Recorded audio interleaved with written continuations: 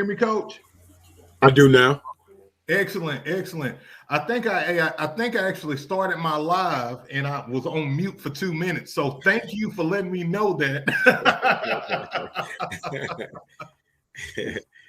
Man, how you doing today? Oh man, it's going. It's good. It's going okay. Got a little break. When I say break, I mean a couple of days. So Yeah. But everything is good. Everything good with you? Man, everything's great, man. Everything's great. Just trying to get ready for this football season and all of that good stuff. And you know, my biggest thing is, kind of where we are in our program is new location. So we're building that foundation, setting that tone, kind of for success. So that's kind of where we are. Yeah. Okay. Yeah, man. So, go ahead, Coach. No. We're in the middle of 7-on-7. We host a 7-on-7 league. We got this year? I think it's 137 teams. Wow. It grew from 4 years ago it was only 9 teams. So our the high school that we play at and the high school that I coach at is the host facility. And so it's real taxing on my staff because it's our facility. So of course, we bear the responsibility. So it's a real tiring month. It's a 5-week thing. Well, it's 4 weeks and then the playoffs. So to be honest, Coach, it's such a big undertaking that I don't really get to focus on building. Well, I mean a little bit, but our own program. Kind of takes the back seat for the month. We're actually trying to. This is our first year. We'll be doing it's a short spring league. It's a 4-game developmental league.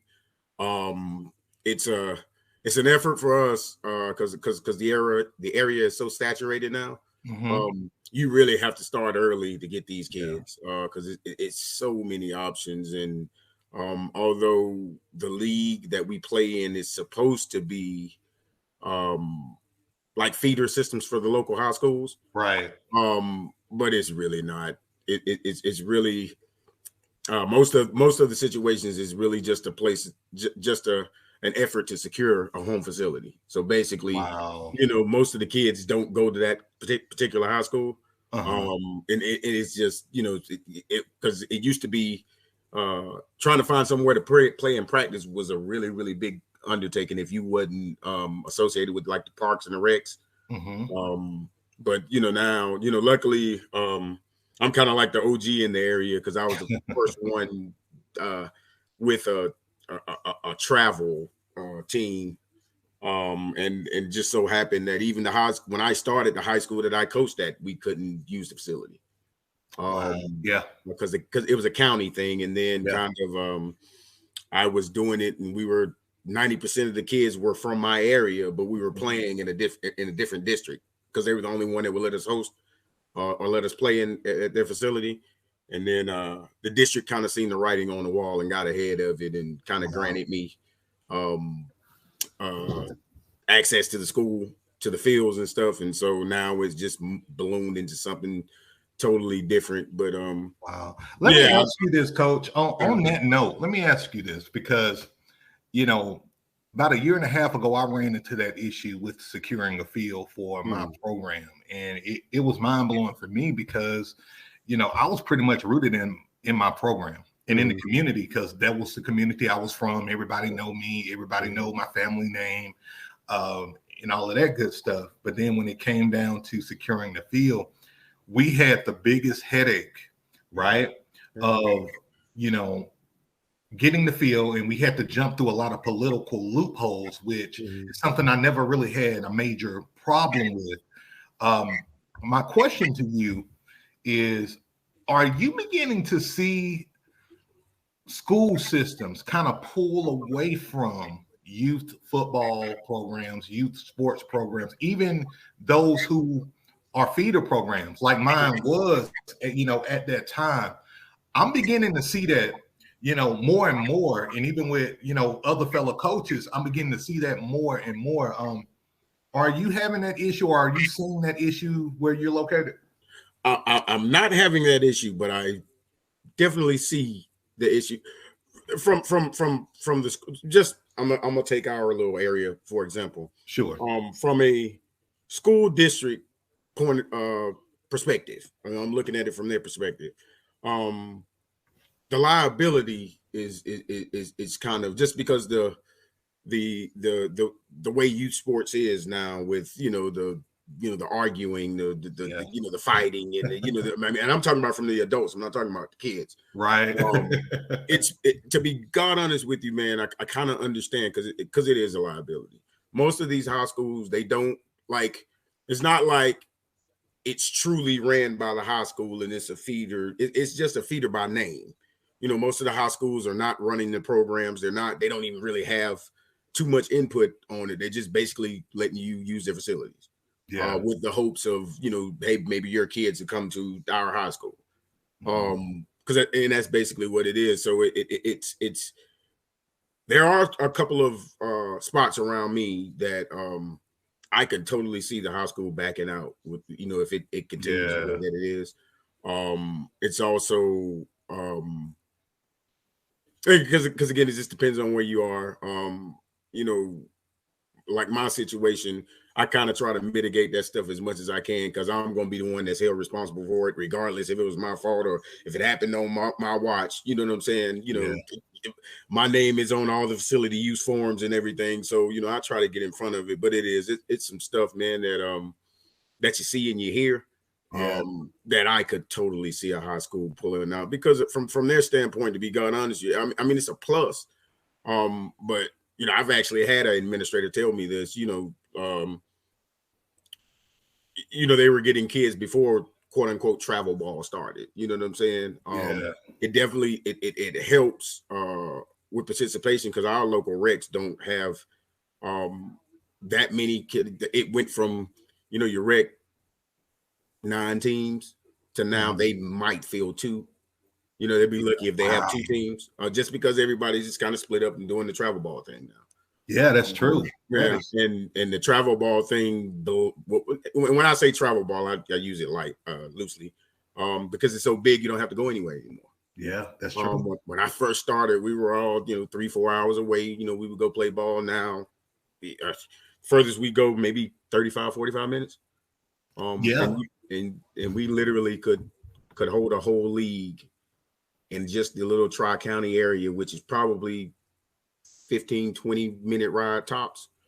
Yeah, that's kind of how it is here too, Coach. I'm down here in Tuscaloosa, Alabama, and really, if you do rec or travel here, you're going to have a lot of talent. It's going to be real competitive just because of the number of kids we have, but then also the influx of talent. We got a big talent base, especially with skilled players. And literally when I started, you always had 2 leagues, but now it's so oversaturated with teams. Yeah. We may have had between the 2 leagues, I'm going to say we probably had 16 teams, right? Between 2 leagues. Now we're up to, 25, 30 teams, guys just starting teams and popping them up. And to your point, kind of going back to, schools want to allow youth football programs to utilize their facilities. It is a liability on their end. And that's a good point that you bring up. I'm thinking about one of my buddies that's a coach down here, and he's over a program where, it's a 7A high school, just built the field, turf field, and they was able to get that location. Well, one of the games, there was a fight that broke out, not even with his program. It was a fight that broke out with the other team, right? Their coaching staff, and he got in trouble because he had the contract. He literally didn't have anything to do with the fight or anything. That was that other program, the visiting team. But now they're not able to use their facility because of what happened. So, and I'm going to ask you this question because one thing that I teach in BeastOut You is I teach youth football coaches to build high school prep programs. Look at yourself as a high school prep program. In other words, build relationships in the community with the administration, with the coaching staffs on the high school level, middle school level. Truly build that relationship. Don't just have the team name and you don't know who the high school football coach is. Because, you know, for me in my program, the high school coach that was there when I started my feeder program, we became best of friends. Yeah. You know? Yeah. You know, I started serving on his high school staff.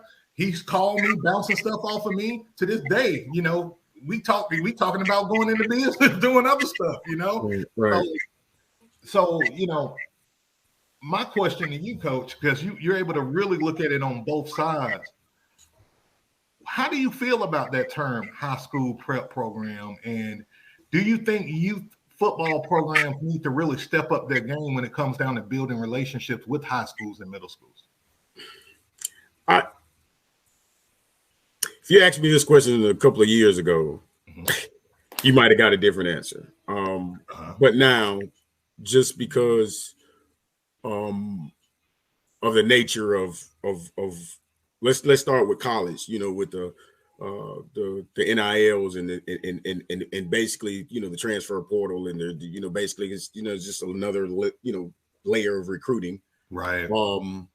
You know, we see that at a high school level around here. So you got high schools literally that are recruiting kids and hosting recruiting kids or recruiting visits. And I kid you not, probably starts more so around middle school. Yeah. I think our high school league passed a rule to where wherever you establish residence. So say if I'm a 8th grader, I go to a school out of my zone, but I successfully get through that year, or even if unsuccessfully get through that year, I've established residence at that school. So now I'm eligible to play there 4 years, although I'm not in that district. Wow. So literally you can be rewarded for, as a coach, I can go get a bunch of kids that don't supposed to be at my school. If I get away with it, or even if I don't get away with it, say it's a sub-varsity level, you forfeit all your JV or your B team or your 9th grade freshman ball wins. But in the grand scheme of things, from a varsity standpoint, if I have kids that are really, really like that are really, really going to help my program, who cares if I forfeited freshman ball games?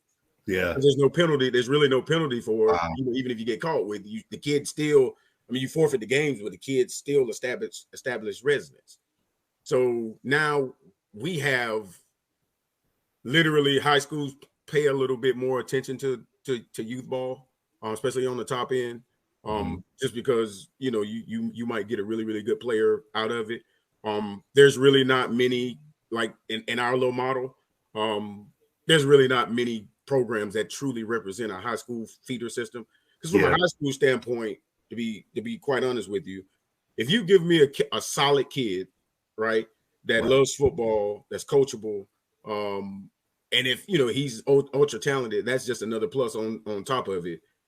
It's my job for me and my staff to do the rest. I'm going to teach him the system. I'm going to, you know what I'm saying?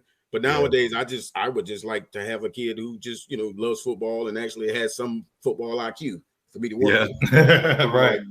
And so when we say feeder system, a lot of it isn't about developing a kid to get ready for high school ball. To take your uber talented kid, that top 5% or 3% or whatever the case may be, that kid's gonna be fine wherever he goes. God's just gifted him and he's just talented. But the actual development is I kind of think it's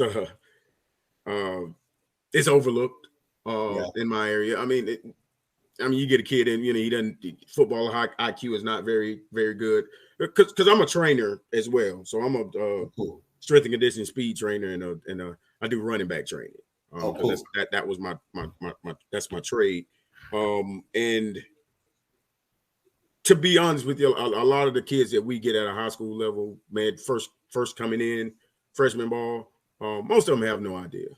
And, you know, of course, you got a kid, you know, he's a ninth grader and he's 6'5", 6'5", 300. Yeah, I'm gonna pay a little bit more attention to him. I'm gonna have a little bit more patience with him, right? Right. But it's the kid that the late developers, because we have no control over these kids' bodies. You know what I'm saying? And you have some kids that peak early. You have your 12-year-old phenom he's just bigger and faster and stronger than everybody. But I've seen it 2 years later, he hadn't grown an inch. You know what I'm saying? Yeah. And then everybody kind of catches him. So true. With that 12U level, you get up. That time is really, really right before most of them hit that big growth spurt as far as that. And so the development, in my personal opinion, is so important at that age. It is. But a lot of time it's kind of lacking. It's a, hey man, let me give it to my stud, man, and everybody else just standing around and watch. Yeah, man. You are so right, man. And it drives me nuts. Literally, my wife and I was having a conversation last night about our program. And, I'm always talking to her about kind of what we're going to do 3 months, what we're going to do in 6 months, how we're going to lay out our plan of development. Because I'm a developmental coach. It's just in me, right? I'm a teacher naturally. Right. By trade, I'm a consultant, right? I'm a consultant. So I'm always teaching, helping, solving problems, things of that nature, right? So, I was telling my wife, my biggest thing is when we're reaching out to these kids and we're in a new area, I want to be able to have kids that I can truly develop and kind of take to the next level and prepare to go to the next level. That's always my goal. I told her, I said, it's never my goal to win a championship on the youth football level. It's never my goal. I never set that goal that we're going to win the championship. I always set the goal that we want to develop players to play dominant, right?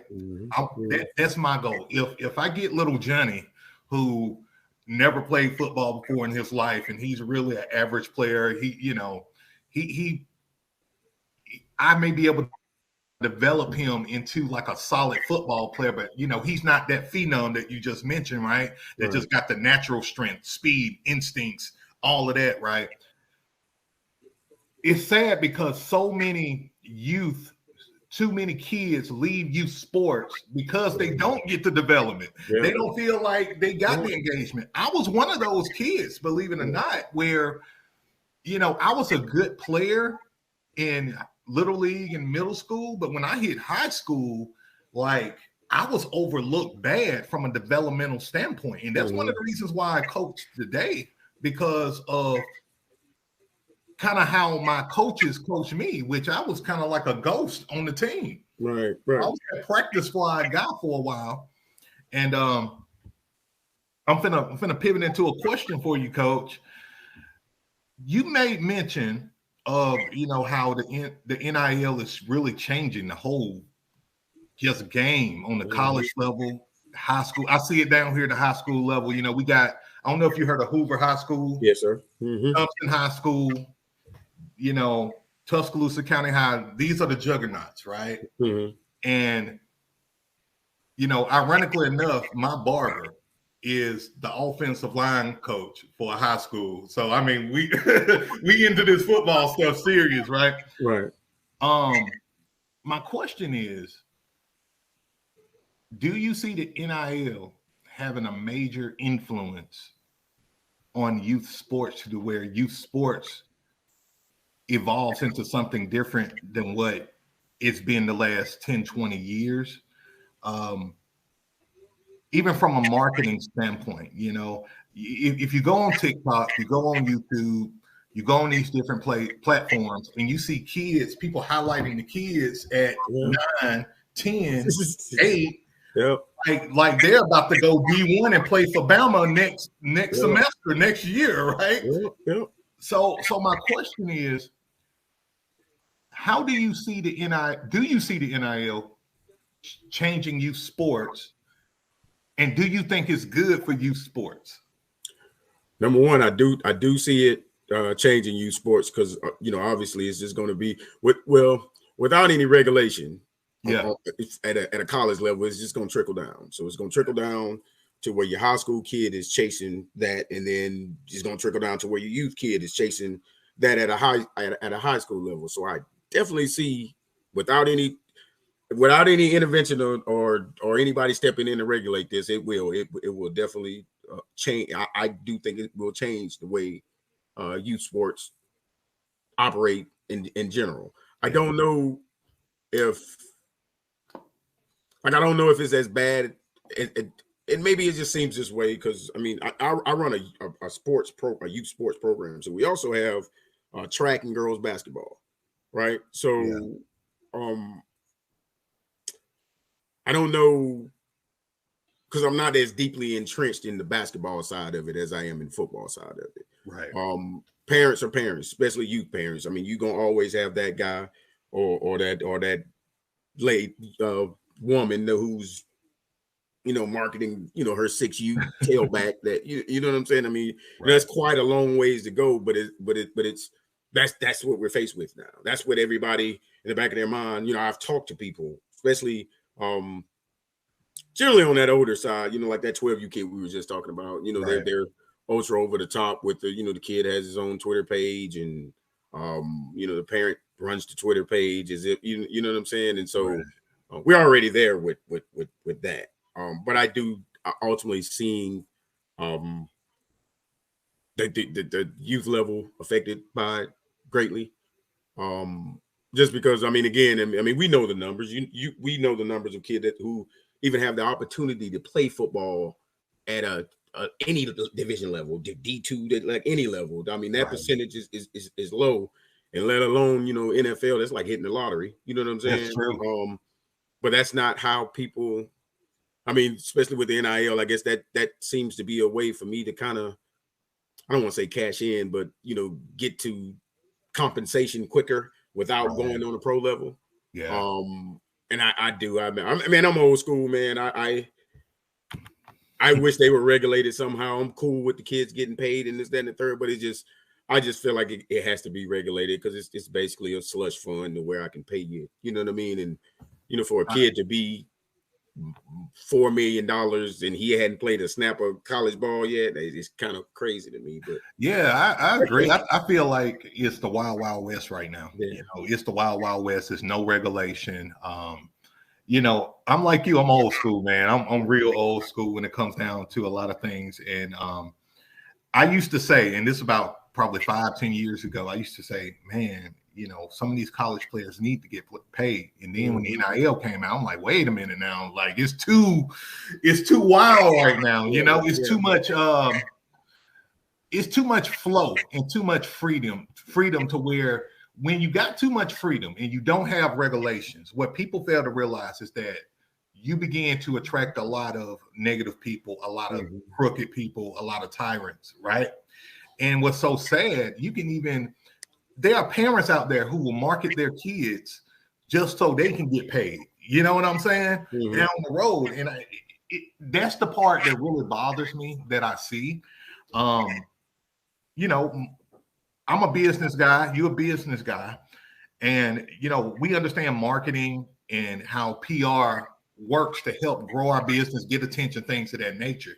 But I think there's a dark side to it as well, to where you can market your kid to the point to where it can become abusive, to where, this kid can't even focus on academics, can't focus on holistically growing as an individual, because from the time they are 6 years old, let's use that, right? From the time they're 6 years old, they got their dad or their mom that's forcing them to do different things to where they should be out there making friends and doing, and growing on that level. So it bothers me. I'm literally thinking in my head right now, it's a few parents that I see on my Facebook page. All they do is talk about little Johnny and showing little Johnny on the way. Little Johnny, 8 years old. I'm over here like, man, what's going on? And literally, they're trying to make little Johnny almost look like the next hip hop star or the next celebrity. And I don't think that's healthy for youth football. I don't think that's healthy for the kids. That's why, again, like and I'm going to share this. I don't think I never shared this with anybody or on any of my content.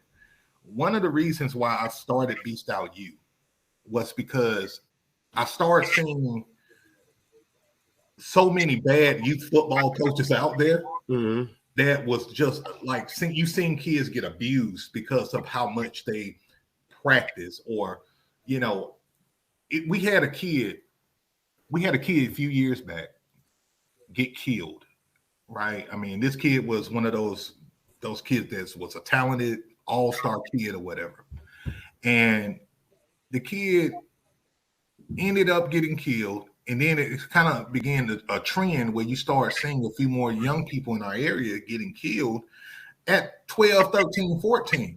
And in my mind, I'm like, what are these coaches doing? Because I know that the program they came from, they was winning youth football championships, and the coaches flexing, oh, we the best, but what are you doing to your kids to where they are in the streets and they're,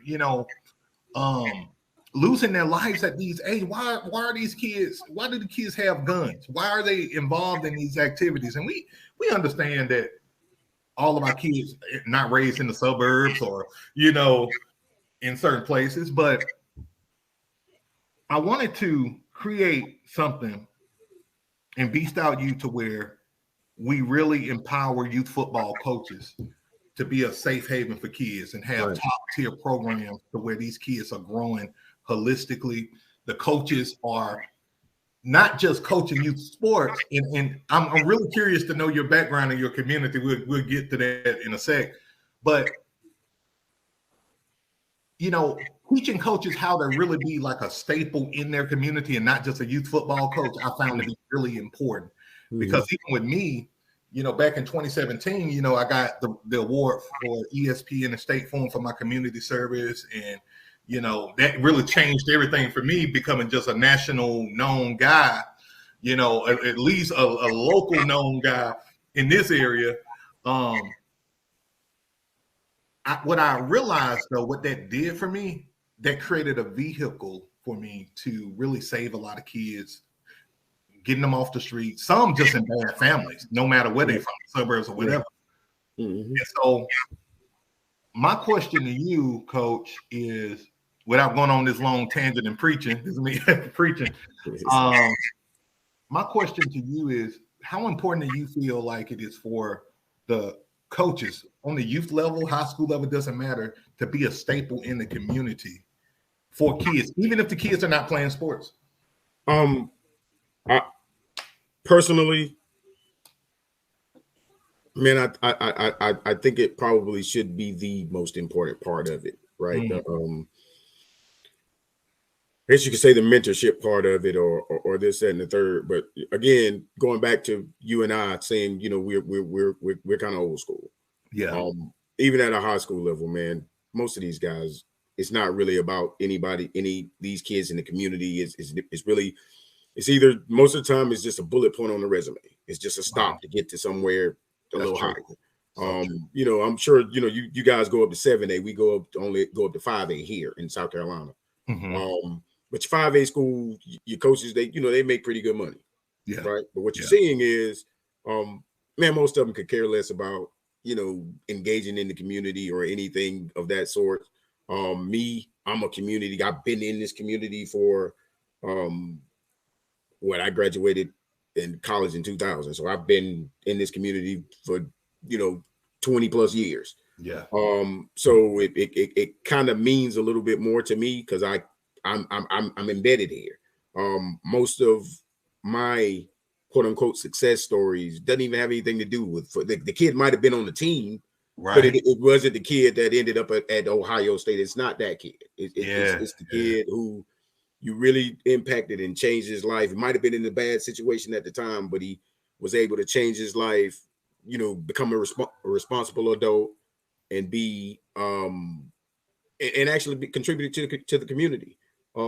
Those are the things that kind of get overglossed in all the other stuff that goes on, as far as football goes. From on a youth, on a youth level, it's more about the adults pounding their chest and beating and going back and forth on social media, and it has nothing to do with the kid. Right. I would actually love to see the retention rate as far as how many kids go from, say, that 12U level to actually starting high school ball and finishing high school ball. Right. Because again, you know, that's I've been the all-star team dude, but it was kind of built different. Yeah. It was kind of built organically because I just had a core group of kids since they was 7, 8 years old. And that culture, you know, by the time they were 12, man, they were on autopilot by then. But we also, so now it's more of a, let me try to get the best players I possibly can get. So the development is lacking for, you know, that mid-tier kid because, you know, like I said, you know, let me give it to this guy and let everybody just stand around and watch. And then you get to high school and you have absolutely know what's going on. And most of the time, like in our area, I mean, you know, you've been a high school coach as well. Just because you're a high school coach don't necessarily mean you can coach. Right, that's true. You know, sometimes it's just, you know, it's an opportunity to get an extra check, get an extra stipend. You know, it might be a teacher, you know, he just want to make a little side money or whatever the case may be. So yeah, I'll coach football, and then, you know, he might be the, you know, a position coach, but he really doesn't, you know what I'm saying? Yeah. And then, you know, he doesn't build into the kids, and when you get that, and then you have a lot of kids, kids are not nearly as patient, or because that support system is not there. Like my kids, I mean, they know if you start something, you're gonna finish. Now, if you don't start it, you know, we cool. So if you started football, now you'll finish this year. If you don't want to play next year, you just don't go out there next year and we ain't got to deal with it. Right. But if you start, you're gonna finish. That has gone away completely because even at a high school level, you'll have kids not come to practice and you'll ask, well, you know, hey, you know, Mr. Smith, why, you know, Johnny missed practice, you know, why did, oh man, he just didn't feel like coming. And it's like, so, you know, we doing what, you know, he didn't feel like coming. He didn't, so he just, y'all didn't make him come because he didn't feel like coming. And so you kind of see that disconnect is big too between the parenting and actually, and that's a question I actually want to pose to you as being a old school guy. Do you see, are we dinosaurs that much, man? To where, because what brought me to you was, you know, I was looking at your YouTube videos, and I was at a point to where I kind of felt like instead of complaining about how these kids are, I'm old school. I know I'm old school. Maybe my time is just past. So instead of me being upset and losing sleep and getting stressed about how kids are today, maybe it was time for me to just move on. And let these kids and let these parents and let these kids have it, because I know a lot of it is in the parenting. It's not more so kids still crave discipline and everything, but a lot of times we can do whatever we want to do with them, man. When those 6 hours a week or 4 hours a week, we have them. But if it's not reinforced at home, it's like starting over every week. And that's why I got to the point like, man, I can't do this anymore. I'm gonna finish this year. And then I'll let somebody else do this, man. I can't do it. And then I started coming across your stuff, and it was like, okay, well, I'm not the only one going through some of this, because some of the topics you touch are some of the nightmare seasons because of some of the coaches you got, and this, that, and the third. Right. I was running into all of that, and I was like, well, let me go through this and let me see what it looks like at the end. You know what I'm saying? And so every time, you release content, or, the couple of times I have talked to you, it lets me kind of know that this is not something just localized to my little area. This is a nationwide thing. This is just the way it is. But how do you combat it? How do you, for instance, like, it's just like old school stuff. Like most programs here, they don't do background checks. Right. For whatever reason, everybody just it got so competitive that nobody does background checks anymore. You just take anybody if they can bring some kids with them. If they could, and to me, it was kind of like, man, you dealing with people's kids, and you don't know who's out here with, you know what I mean? No disrespect or anything to anybody. You don't know what kind of predator you have out here. Right. A lot of us travel with kids and stuff like that, and all that stuff is important. So it's kind of like, I was listening to one of your presentations, and it was talking about basically creating a safe environment, and this being a safe haven to where, I used to tell the kids all the time, I was trying to create an environment to, whatever you're dealing with, man, this is an opportunity to kind of get away from it and it be a release. But it shouldn't be so stressful that it compounds what you're already going through. Mm-hmm. And I'm like, well, yeah, man, we got to start. I don't care what anybody else around me is doing. Let's start with that. And so if you have any interest in coaching here, you have to be able to pass a background check. I don't care who you played for, and if you was in the league 15 years, if that background check comes back negative, hey, man, we can't do anything with you. Back. And just trying to highlight stuff a little bit more, because everything is highlighted except stuff like that, except hey, this is a safe environment for your kid. You know what I'm saying? This is a nurturing environment for your kid to actually help your kid to grow up to be a young man or a young woman. And so, like I said, when you said you were old school, I was wondering. I was like, man, I wonder, do you guys kind of see that kind of stuff? Because like our principles, man, they're not normal. I mean, just a simple yes sir, no sir, like that. Right. Like my kids do it, they'd be like, "Oh, you're so mannerable," and I'm like, "Dang it! Once upon a time, that was normal." Right. You know right. It's like, you get a kid that say yes sir, no sir, you kind of, wow, you must have, your parents must be good parents. It's like, man, that used to be normal, but I don't know, man. Okay. Well, please don't get me running off into that one. No, you good, man. You good. So to answer your question, and honestly, this is the question of the decade for me right now, right? And man, if you notice, there's been a shift in my content. I don't know how deep you've been into my content, but when I first started making content on YouTube, a lot of it was about plays, schemes, things of that nature, which I still do that, but if you notice, I'm talking a lot more on organizational development, how to choose your coaches, how to raise funds and all of that stuff, right? I've shifted for a reason, because more and more coaches each year are having nightmare seasons, okay? Now, I've had a few nightmare seasons throughout my, 15, 16 years of coaching myself, but there's a drastic change that I've seen that has happened over the last, I want to say, like 5 years, right? We have a new generation of parents, okay, whose value system is completely different from the way we were raised, the way we were coached, the way we were kind of just basically raised, right, as kids. Like you said, yes, sir, no, no, sir, yes, ma'am, no, ma'am. That was just standard. That's just what happened, right? You have kids nowadays, if you tell them to say yes, sir, no, sir, they feel offended. They're like, I don't even tell my daddy. As a matter of fact, I don't even know who my daddy is. Screw that guy. Yeah. Like, who am I to tell you? Like, kids literally are at that point nowadays that it's almost like they're like, you got to earn my respect to call you anything. Yeah, it's an entitlement thing. So so let me get back on these parents. Now, the biggest shift, and I like to tread lightly because I know some people get offended when I say this, but it's just the truth. It's the data, right?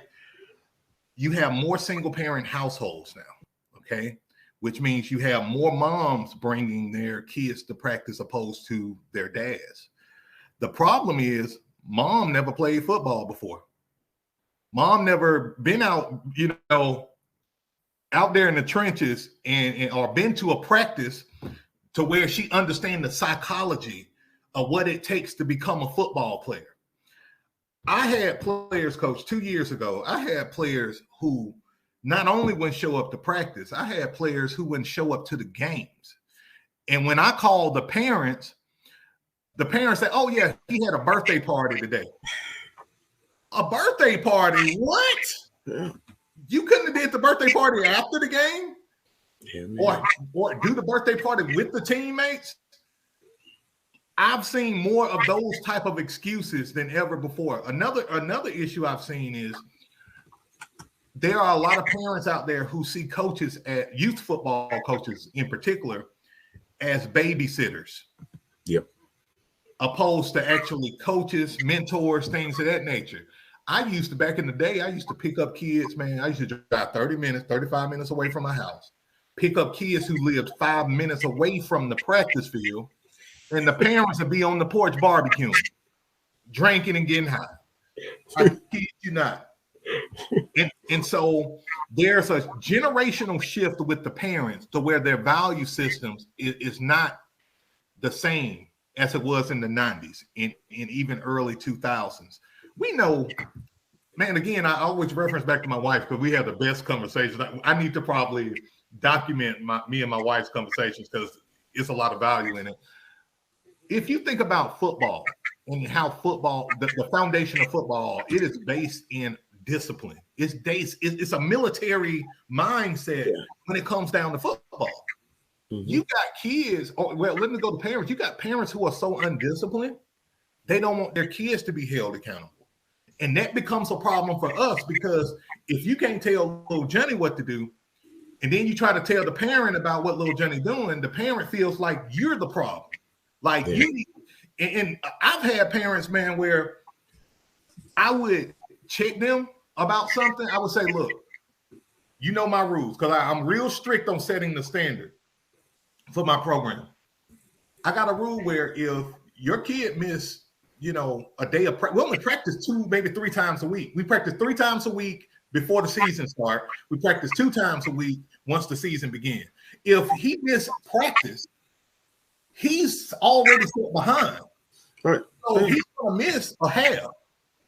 I've had parents who will not bring their kids to the next practice on purpose, then bring them to the game, expect for him to play, and get upset when he don't play. When they sign the parents' conduct, code of conduct, the guidelines, and all of that. So, number 1, parents. Number 2, you got to get the right coaches. You got to get the right coaches, right? If you got coaches who got that same mentality as the parents, and they don't have your coaching philosophy, I'm big on coaching philosophy. If they don't have your coaching philosophy, they don't respect your leadership style, it's going to be a nightmare season. You're going to run into problems, especially if you start losing games. Yeah. So them the 2 things. So I'm going to stop right there and let you say, I can write a book on that. Yeah, it is, man. It's like for years I blamed the kids. Then you have a conversation with the parents. Like I said, especially my older kids, my high school kids. Man, this sport can kind of shape you. I'm not even talking about X's and O's. I'm just talking about what you just referenced, the basically the requirements and the approach that you have to kind of. I ain't even talking about be successful. I'm just talking about being part of the team. That's right. It's the reason why I get up and go to work every day. It's the reason why, in difficult times that I will push through, that coupled with my faith. But you know what I'm saying? I mean, football, you had, I had challenges. I had, you know what I'm saying? And you just push through. And that true belief of, if I put in the work, I'll get something out of it. Right. That is not necessarily the case anymore. It's, and another biggie that I seen is it for my kids per se. I'm just as responsible in their development as any coach or any organization they're a part of, right? That's right. So if I'm like I said, being a coach, if I'm not coaching my kids, I try my best to stay out of the coach's way because I've been there. You know what I mean? I'm not the guy that's gonna come up to you and tell you what you should be doing, even if I do have an opinion on it, I try to keep it because we've been on the other side. That's right. But I do take, if I know what I'm looking at, especially when my son's playing college ball now, but when he was playing, I mean, he played at the same high school I coached, of course, and then I've coached him since he was little. But once I stopped directly coaching him, that's on you and your coach. Now I can guide you or whatever the case may be, but I'm not usurping any coaches. I'm not, hey man, my son should be doing this, even if I feel like he should. Right. Because I'm trying my best to teach him, or, we get in the car, you'll see this. I mean, I just go to the park, right? And a recreation game, and the kid loses, and you'll hear them grumbling, and the parents, and they kind of beating up the coach, and your coach suck, and blah blah, yeah, he sucks, and blah blah blah, and they take no personal accountability for any part of. Man. So like with my kids, it's like, okay, did you really think you did everything to prepare yourself for what you're doing now? Like, right. We playing softball right now. My daughter's varsity softball, but cool.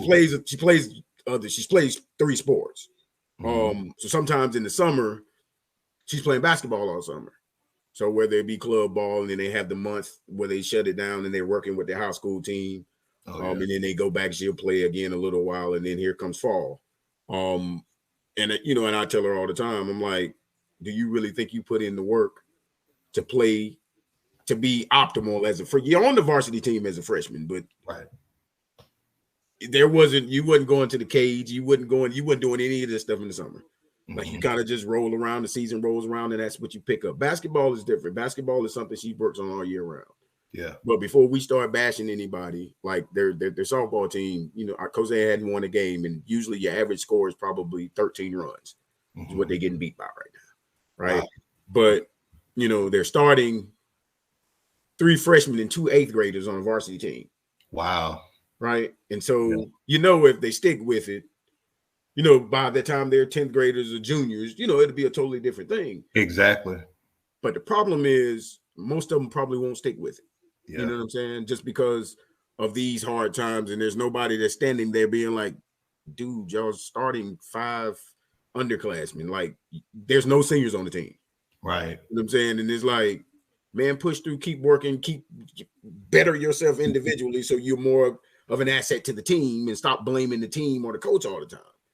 Take it upon yourself and you get better, and then you go from there. But then when you have parents piling on to where you've done absolutely nothing to encourage your child or to put them in a position like me, I'm gonna take her. She going to a hitting coach. Yeah. I actually went to college to play baseball and ended up just playing football. I was gonna play both. Yeah. But my first sport was baseball.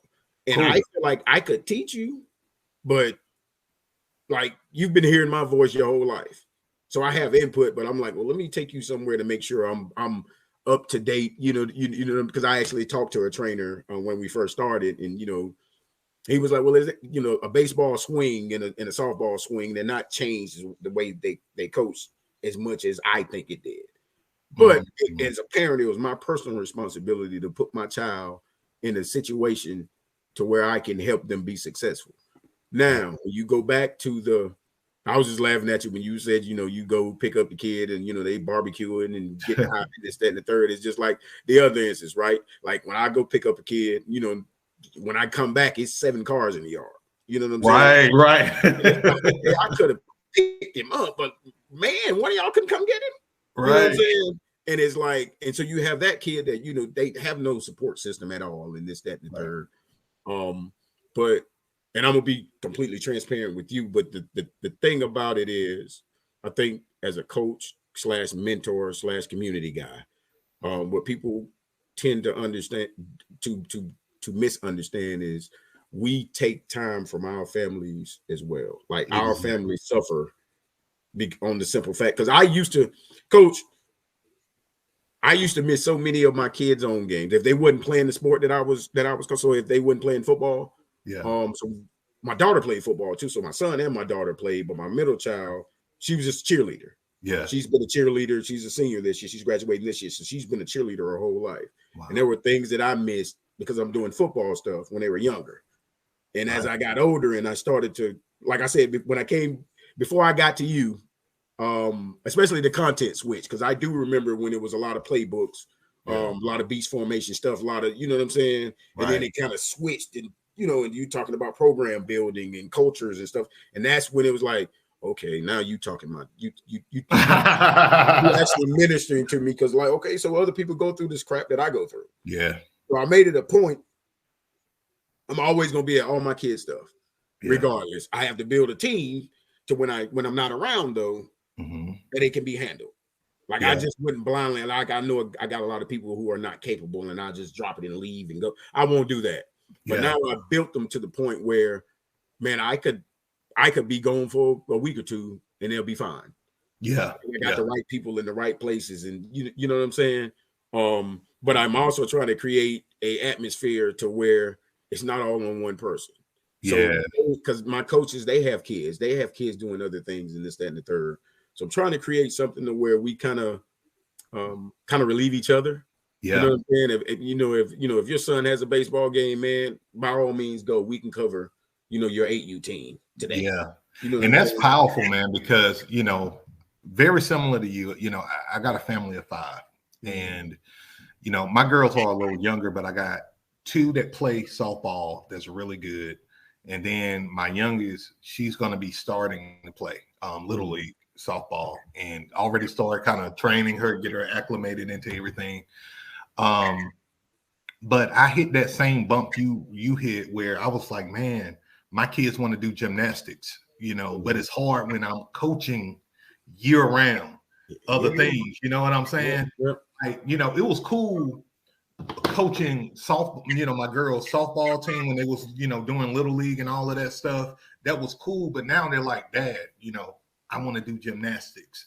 I got, my girls have cheerleaded too, very similar to you and everything, and your girls, but I felt the strain of, man, am I doing everything that I should do as a dad for them and what they're interested in and what they want to do? Because it is a sacrifice when you're coaching youth sports or coaching year round, coaching somebody else's kids. And then a lot of the people be so ungrateful that, one year, and if everybody been following me for a while, they probably hear me say this story all the time. One year I bought my entire team PlayStation 4s, my entire team. I heard you talk about that. Yeah. And Jesus Christ, man. my players were extremely grateful. I didn't get one thank you for the parents. See? Not one thank you. And I said to myself, I will never do that again. I will never be that hero coach again. And the reason why I did it was, I don't think I ever shared the why or why I did it. I did it because I had a very hardworking team that had crappy parents that didn't give them no support, wouldn't show up to their games. But those kids worked their tails off and sacrificed. And some of these kids will call me at 12 midnight, walking the streets. I'm like, what are you doing out? Oh, nothing, just chilling, coach, just walking. I'm like, at 12, this when I was over my 9U team. So you think about that, you're like, man, like, this is more than coaching, and that's something I learned early in my career. This is more than coaching. You literally saving some of these kids because they just don't have the guidance. I'm gonna say this because we got 6 minutes left, coach. To something you said a few minutes ago about just generally the parents and just kind of what's going on, what has changed, right? I'm gonna be direct. I'm gonna be so direct on this. At the end of the day, you got people who got a winning mentality and a losing mentality. That's what it boils down to. You got people, and you know this, and I hear Nick Saban say this, and it changed my perception. He said, high achievers hate being around mediocre people. Yeah. And mediocre people hate being around high achievers. Yep. That's what it boils down to, coach. Yep. Men like us, we're big on discipline. We're big on hard work. We're big on commitment. We're big on handling adversity, dealing with adversity. That's a winning mentality. When you got a losing mentality, you want things that come to you easy. You lack accountability. You're entitled. You blame everybody else. You got that victim's mentality. When you got all of that and you going, and your son is in a program to where I hold my kids up to a higher standard. I hold my coaches to a higher standard. I hold myself to a higher standard. But you don't, you're going to see me, Coach Beast, as your enemy, opposed to being somebody that's an advocate here to help you be the best version of yourself. But if you don't want to be the best version of yourself, you're going to hate me. Yeah. And I think that's what it really boils down to when it comes down to dealing with the parents and dealing with the coaches. And then when you're able to build the system that facilitates that standard of excellence that you have, what I've realized, coach, is that when you're building that system, the first year, maybe 2, it's going to feel like a nightmare season because everybody's going to be trying to come through the system. A lot of people won't like it. The coaches won't like it. And you're going to start losing people. Don't be afraid to lose those people because that second year, maybe third year, that's when you start getting the people who got the same values as you. You're in alignment, you're in alignment with the parents, you're in alignment with the coaches. Now you got culture. Now you got a great culture. And now now wins and stuff like that becomes the fruit of your labor. That becomes the fruit of the labor that you've been doing when nobody else watching. Right. Right. Okay. So that's what it's about. Okay. Yeah. I am, man. Like I said, I enjoy, your content and that. And a couple of times I have talked to you. Appreciate you, man. I hope this continues to grow immensely, man. And we have a call and there's 50 of us on it, man. You know what I'm saying? Man. Because I do think, because I was at my wit's end. I'm talking high school and youth. I'm not just talking about youth football. I'm talking about high school football too.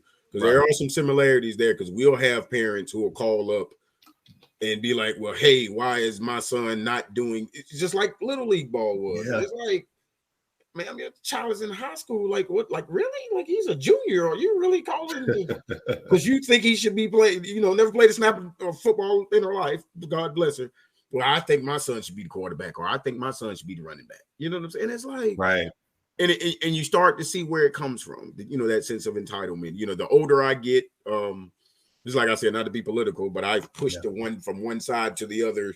The older I get, because I kind of understand. It's like, man, I just said that to my wife yesterday. That's crazy. You just said that. Yeah, the values that I just don't give this to you. So like I said, the older I get, it's like, okay, well, y'all don't want to receive. You don't want to even work for it. You just want to show up and get it. You know what I'm saying? And it's like, it's not how life works, man. And it's, I have that battle with my kids. My kids are, like I said, we grew up different. Everything was given to them. We provided, pretty well for our kids. So they don't really, they're great kids, but they don't have to go out and grind, and they've never experienced that. So they'll say things or come off as unappreciative of something you might have bust your butt to do. You know what I'm saying? And it's like, man, y'all are different, man. Like, it is, man. But again, every time I get on one of these, or every time I go back to your old stuff too, or especially your new stuff. I'm constantly playing that over and over and over and over. Just for affirmation, and just like, okay, this is everybody more than me just dealing with this, man. Let's see how we can get this fixed. Right. And again, but there is one thing that I got out of the content that because luckily I am affiliated with a high school, but it's not the same name as a high school. Yeah, I did that for flexibility, because when it was the same name as high school, it kind of felt the need to kind of, hey, well, you might need to change this, or you maybe don't need to do this. And I kind of got tired of, I know how the school system runs. I mean, that's a whole nother story, but you know what I'm saying, as far as, how they're handcuffed, as far as what you discipline and stuff like that, and how they have to deal with the kids, or whatever the case may be. But I made a promise to myself that if I'm going to do it the way I want to do it. That's right. All these old school principles that we talk about, if you don't want to adhere to them, you can just go. Yeah. And not being I used to feel bad when I lose a kid. Yeah. But we've lost over the last 2 years, maybe 3 kids to gun violence. It is like, okay, man, look, I was at a point where I didn't want to do it anymore anyway. Right. Yeah. I'm perfectly fine. I'll just fade off into the sunset and follow my youngest around and do everything and just be a parent. Right. So if I'm gonna do this, it's gonna be done for the right reasons, the right way. And I don't care what generation or culture you come from. If you can't adjust to the way that I am, or that the culture of this program is, you just won't be here, or we won't be here. One of the two. Yeah. And I'm perfectly fine with either one. So And I'll say this to you, Coach, and I'll leave you with this, and I'll leave this for the coaches that's watching this as well. And also, real quick, for the coaches who are watching this on YouTube, be sure to like and subscribe to the channel. Really appreciate you, because at the end of the day, the BeastOut You Coaches Brotherhood, it is all about being a support system for you. That's why I built it. I want it to be the biggest community for coaches in the world, because there's nothing like this out there. You know what I'm saying? It's nothing like this. And so, it's slowly but surely growing and growing and growing. And I already know, before you know it, we're going to have so many coaches on here. I'm gonna be like, man, I'm gonna have to split this thing up or something like this, So that's awesome. This is what I was going to say to you, Coach, and leave you with. Men like us are very grounded men. Okay, very grounded men. And I'm looking out my window over here to the left of me, and I got a bunch of trees out in my backyard, right? And you have to be grounded like a tree in this world where you're dealing with a lot of people who have a lot of opinions, but they have no principle. They don't have a strong value system, or they don't stand on any principle. So we are guys who stand on principle, and we have to be grounded in that. And when you do that, you're going to attract some people, you're going to detract some people, and you have to be willing to detract people. And just like, leaves on a tree, leaves die every year, but new leaves grow every year. Right. That's the same way with football. We're going to have people who leave, we're going to have people who talk crap or whatever. But if you're standing on your principles, you're going to attract the people who got your DNA. And that's what it's all about. That's what it's all about. We as coaches, we do it because we love people. We value development. We value helping people. Most of us, anyway. I say the good guys do anyway. And so if we stand on our why we do it, we'll continue to do it. And when we know that it's time to go, because I've had a season where I'm like, I'm not coaching this year. I'm just not going to deal with it. I'm going to spend time with my family. I'm going to deal with my mental health and just chill, recover, and then, I come back next year. And, I used to feel bad for doing that in the past. Now, man, no, if I don't want to coach, I'm not going to coach.